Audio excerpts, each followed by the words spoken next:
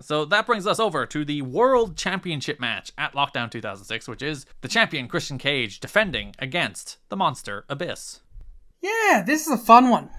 This is a fun build. Match obviously doesn't hit the peaks of an Abyss AJ at Lockdown. No. But the build to it is a joy. It's just an absolute joy. So March 18th Impact, we have Abyss squashing Cassidy Riley. This is their 4th singles match on Impact so far. This is on Impact number 90. The 4th Cassidy Riley Abyss singles match, and not their last. Shoutouts to Cassidy Riley's gear that I thought was pretty sick. Yeah, he's not the Raven Disciple anymore. No, he still was the Raven Disciple. He just wasn't wearing Raven cosplay. Like, he was still, like, all gothed out, but it was in a cool way. He was no longer wearing shorts. 2006 goth. No more denim. He was wearing shorts, but he was wearing, like, the gear. Wrestling indie shiny pants shorts. Yeah. He reminded me of Mao. In every way. Yeah, equally as good. When I see Cassidy Riley, I think of Mao. I think of that guy is a lot like Mao. They could both be on a Circle 6 show. That is true. If there is a world where they could meet on a WrestleMania weekend show. If I had the book. Right after that, there's a feature on Christian. He's talking about how he's shooting a movie with Paul Giamatti. He's not here tonight because he's doing the movie, but then he's like, maybe it's a blessing in disguise because my ribs really hurt from Monty Brown beating me up.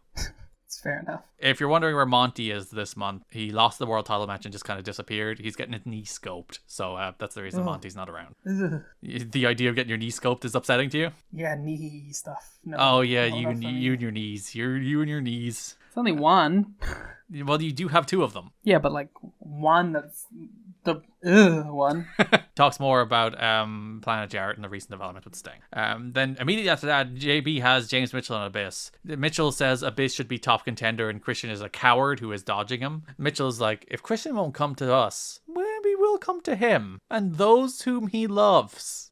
He would never. He would never do such a thing. No more stalking. We would never have stalking people's families in TNA. Never. No, that's DDP's business. He then starts going into an extended animal abuse metaphor. Yeah, this is brutal. So he starts talking like, if dog doesn't work, so you grab it by the head, you shove it against the wall, and then you kick it in the ribs. You just said if dog doesn't work. Yeah. If dog doesn't work. If the dog is misbehaving, words won't do the job, Liam. If dog doesn't work. Yeah, that's what you do. You grab it by the head, according to James Mitchell. You shove it against the wall, and you kick it in the ribs, and the dog will apparently then learn its lesson. Or it will die. It could die. That I believe Christian, in both of those instances, is the metaphor here. But they don't want him to die, because he can't win a belt off a dead man. He does mention a home invasion, and Shelley walks in and be like, I'm interested in such a thing. I love that as Shelley. He's just the one like wanders in, it's like, can I shoot it? Sounds like a good documentary. My favorite thing is James Mitchell being like, why, yes, young Alex, you can. Yeah, it's like, I do need a cameraman. Come on, buddy. So the end of the next episode of Impact, March 25th, they do air the newest Paparazzi Productions presentation, Desperately Alone Housewife. That's a great name. Where they're stalking Christian's wife. So they've gone to Christian's home, and Christian is off shooting the movie with Paul Giamatti, and Christian's wife is being stalked by James Mitchell and Alex Shelley. So they start showing them like shooting Christian's wife doing housework through the window, and Mitchell is like, Alex, be careful. And Shelley is like, no worries, I've done this before. Though Mitchell should be more suspicious because Shelley got caught. I think he's implying that he's filmed women alone in their houses before. So Sting is not the instigating instance here. In a situation in which he was not caught. My favorite part of this is that it's a small shot where they're standing in a supermarket aisle with Christian's wife. At like midnight. Yeah, apparently Dave says it was 1 a.m. that they were shooting this in the supermarket. It's like when like she went to like the salon thing. And you're like, why are you there at 1 a.m.? Listen, she was busy cleaning all day. Then she has to get How her is errands this place in. open? But like James Mitchell and Alex Shelley standing in a supermarket trying to look inconspicuous while Christian's wife is at the other end of the aisle is such a funny With maybe visual. Abyss there too. He's just hanging around. But like James Mitchell just being like, do you think she notices us? As you said, they eventually follow her to her tanning salon, where Mitchell then confronts her and is very menacing. He's like, tell your husband, we'll see him soon. This is a great James Mitchell month in general. Yeah, this is him being the most James Mitchell. So, according to Dave, they were filming this at 1 a.m. and Mitchell was using his cane to knock ketchup bottles down and even broke one. That's really funny.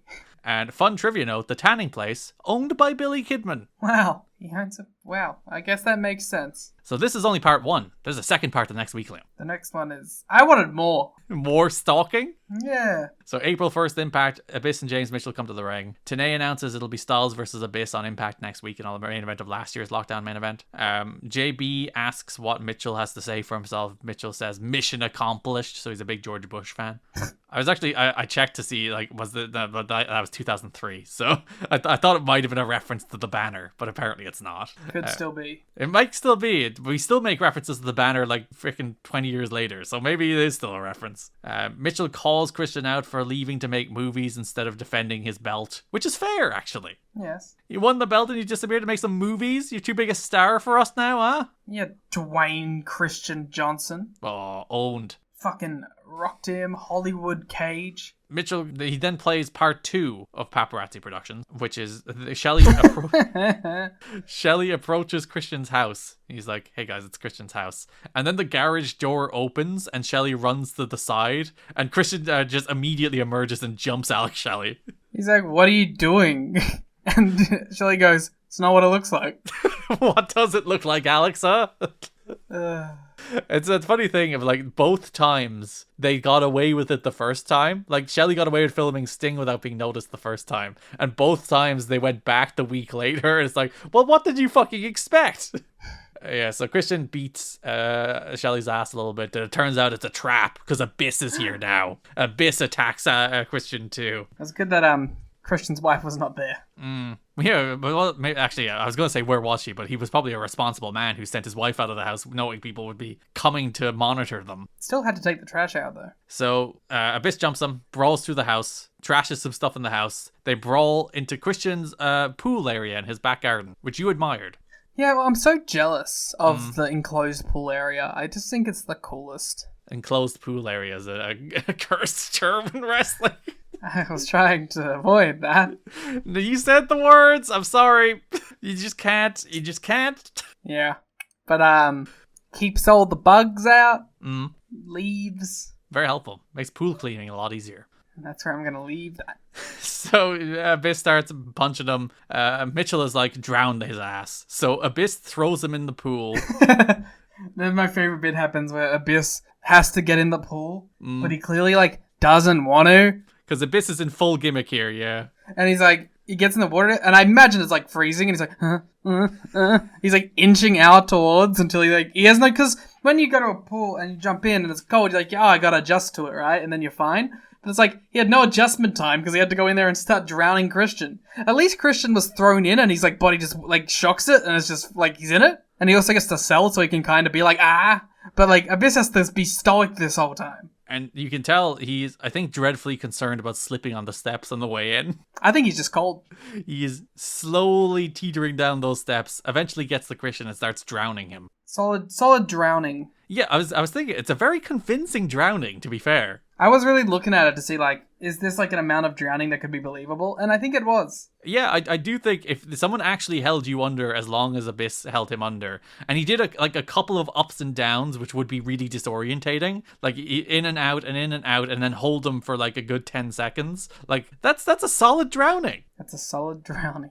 Mitchell does state the obvious that you can't win the belt from a dead man, so he's like, stop, don't drown him completely, don't kill him. Christian should just be like, I want this guy to go to prison.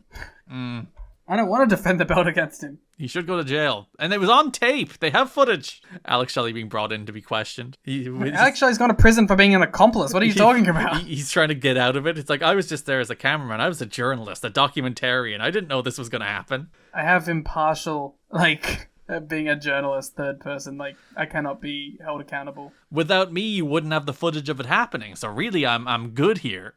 And I'm a hero and should be rewarded.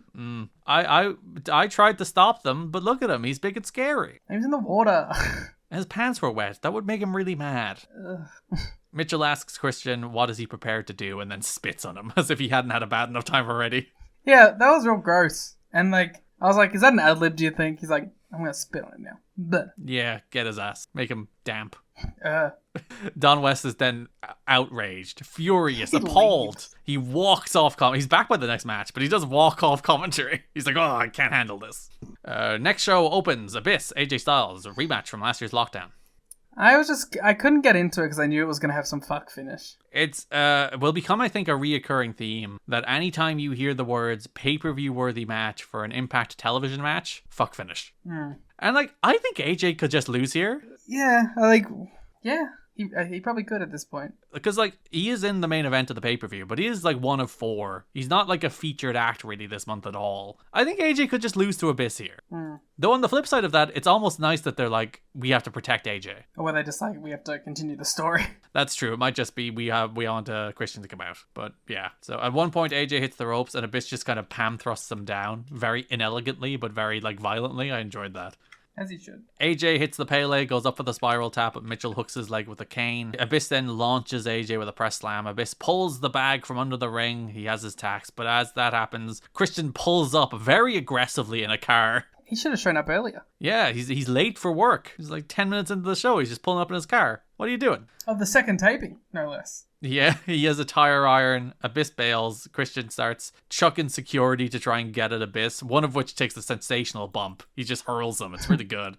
Christian grabs a microphone, accepts the NWA World title match against Abyss at Lockdown, asks if Abyss is prepared to die at Lockdown, because Christian is. Yeah, are you aware? About what? That we could be living in a world very soon where AJ Styles has been in WWE longer than TNA. I hope it doesn't happen. I'm like irrationally invested in that not happening. We're a little ways away because like he was in TNA for 11 and a half. Here it says 2003 to 2013. 2002. Oh yeah, sorry, old logo. And he's been in WWE since 2016, so a little over 8 years now. So we still have about 3 years for him to catch up. And he's already talking about retirement. Yeah, and he is 46, and I think there's talk his contract's up this year too, isn't there? Oh, I feel like his contract's up every fucking year. Yeah, which he should go home. AJ, come home. AJ, get ready to fly. There was a Chris Van Vliet clip with AJ this week where he was like, I hated my TNA theme song. And I was like, AJ, how could you do this to me? And it was mostly because he's like, I heard it for 11 years straight and I got sick of it. But also, AJ, how could you do this to me? How could you hate I Am or Get Ready to Fly? They're the best songs of all time. Apparently 5 years in 2019. So yeah, this is a contract year for AJ. Go home, AJ, if you're listening to me, go home. AJ, come home. One more time. Come on. You know you want to, AJ. You know you want to. It's TNA. Come on. I have I found a list of contracts expiring. I don't know how legitimate it is. There's usually that Fightful one, but what's this one? Yeah, but I don't know if this is a Fightful one. Expiring in 2024. Danielson, Ethan Page, Keith Lee, MJF. Now the MJF one we know will work. And Danielson, I think, is up. Danielson is up, yeah. AJ, Alexa Bliss, Angelo Dawkins, Becky Lynch, Big E, Butch, Drew McIntyre, Kofi Kingston, L.A. Knight, Montez Ford, Mustafa Ali, Pat McAfee, Randy Orton, Ricochet, Seth Rollins, Sami Zayn, Xavier Woods.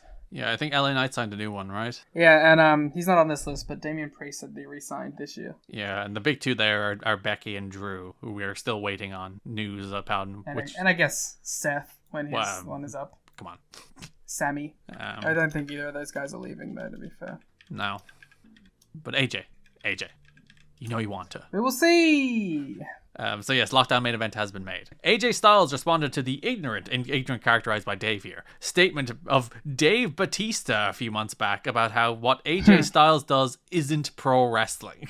What an odd... It's so funny, like, 2006, right? Like, that AJ, like he's crazy, but, like, he's not, like, super spotty in 2006. No. Like, he has cohesive pro wrestling matches. Most of his matches are spent selling. So, and also 2006 WWE guy saying that isn't wrestling. Okay, that's always the thing, and it's very funny that like this used to be the mentality that like WWE's way of wrestling, which was different from the indie wrestling scene at the time, was the only way of doing things. And now we're in 2024 where all WWE wrestling is just indie wrestling. Like for all their talk and all of their highfalutin, this is what wrestling should look like. They're the ones who lost. All the wrestling became like the other stuff, not like your stuff. Yeah. But AJ responded that with the quip, I think it's funny that a guy who takes a bump and tears his back tells me that I don't know how to wrestle. Based. I checked. They have never been in a match together. They would have missed each other largely, wouldn't they? Yeah, like I was thinking like maybe there's a random rumble or something.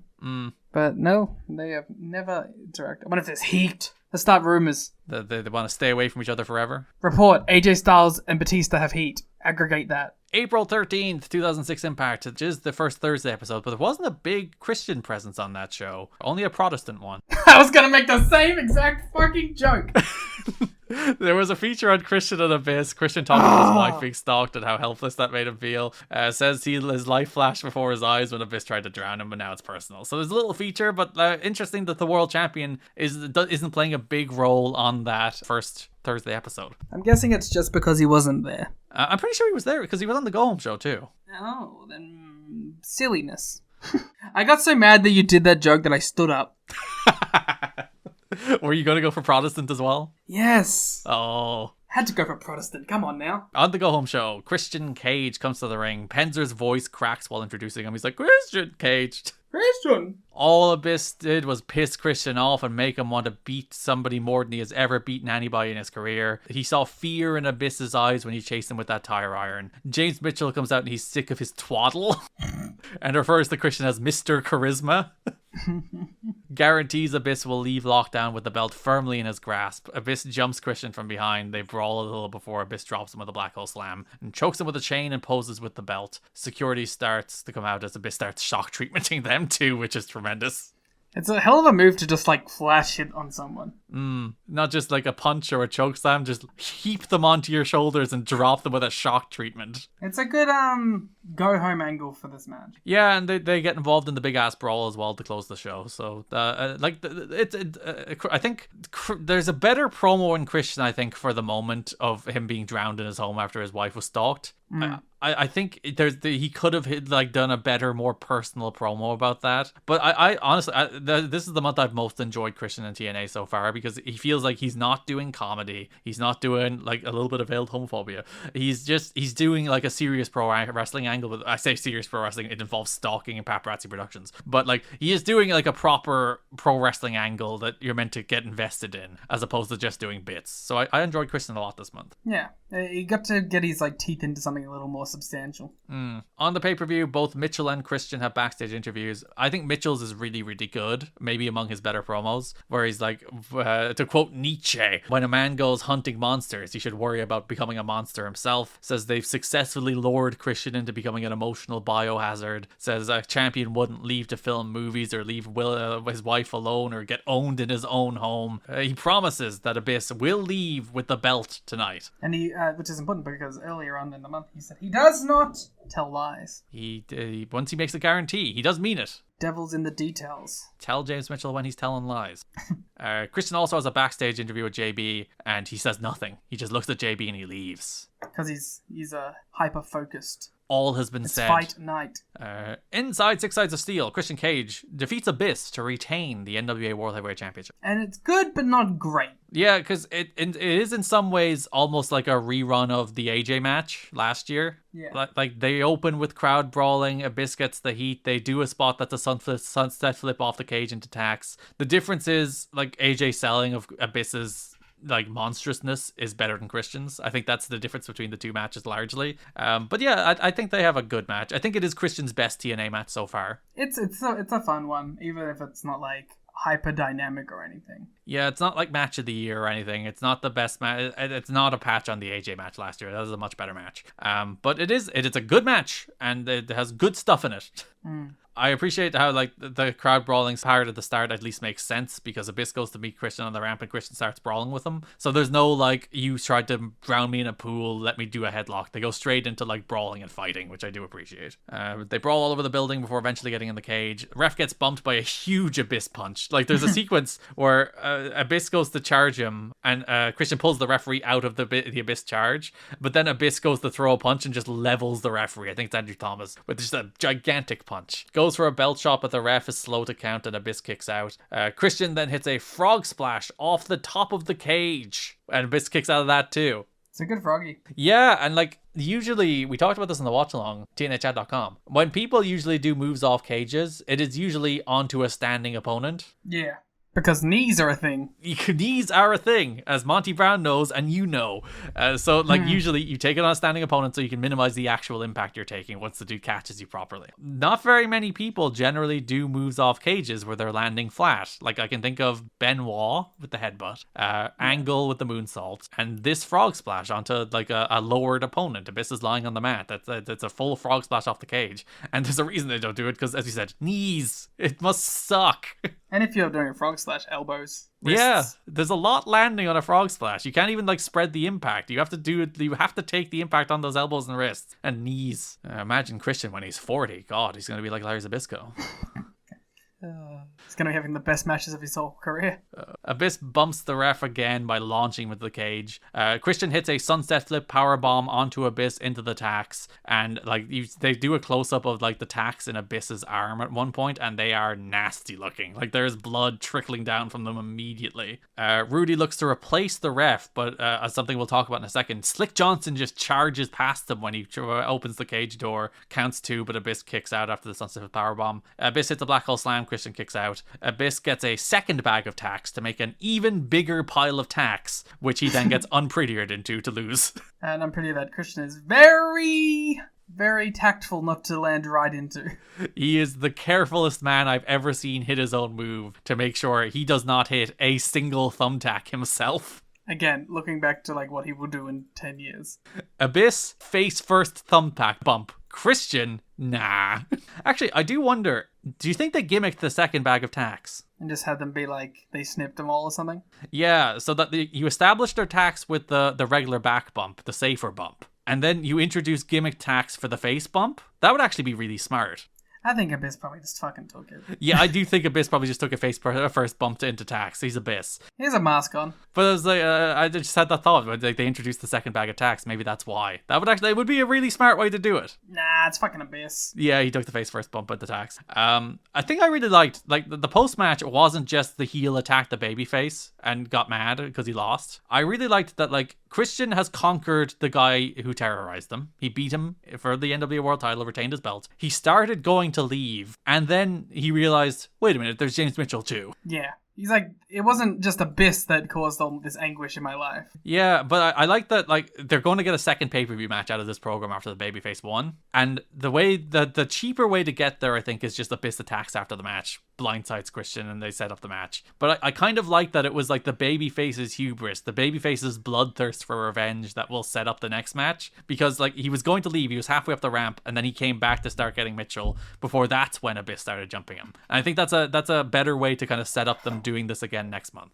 Cinema indeed. Abyss hangs Christian through the cage and then leaves in possession of the NWA World title. A man of his word. Yeah, he does not lie. Honestly, I did think this was kind of great. I liked it a lot. Yeah, good match, good feud. It's a fun one. Yeah, good feud. Abyss is like a really good... It's a shame he's in this role, but he's a really good challenger of the month. He really is. Yeah, but it's not a bad role to be in. Yeah, he's a main event adjacent for most of the last year, which is nice.